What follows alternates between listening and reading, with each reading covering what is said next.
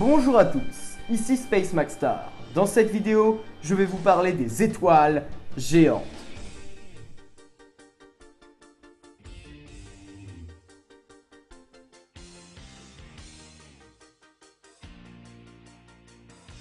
Dans le dernier épisode, que je vous conseille de regarder avant de regarder celui-ci, nous avons abordé le sujet des étoiles géantes et supergéantes. Tout d'abord, pour commencer, une étoile est dite géante quand elle atteint 10 fois la taille du Soleil, et supergéante si elle atteint 100 fois sa taille. Pas mal, non?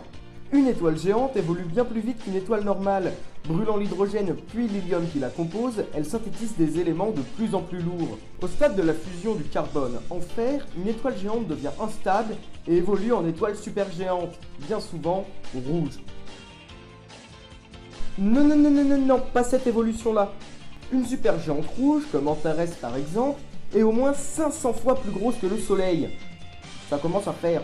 La pression au cœur d'une étoile supergéante est telle qu'elle permet de synthétiser des éléments extrêmement lourds. D'ailleurs, tout le fer présent dans l'univers a été fabriqué dans des étoiles rouges géantes ou supergéantes. Waouh! Mais il existe d'autres étoiles supergéantes, comme par exemple les supergéantes bleues qui, différentes des autres, sont simplement des étoiles très chaudes et très lumineuses. De plus, elles ont un diamètre considérable, de 100 à 300 fois la taille du Soleil. Quant à leur durée de vie, qui est d'ailleurs égale à celle des supergéantes rouges, elle n'est que de 10 à 50 millions d'années. Ok, dit comme ça, j'avoue c'est bizarre. Mais disons que la durée de vie moyenne d'une étoile est de l'ordre de 10 milliards d'années. Alors en comparaison, les 10 à 50 millions d'années d'une supergéante sont vraiment minimes. Pour terminer cette vignette, la constellation du Cygne abrite la plus grosse étoile jamais observée dans l'univers, la supergéante bleue 12 Cygni, qui est près d'1 million de fois plus grosse que le Soleil et 810 000 fois plus brillante que lui.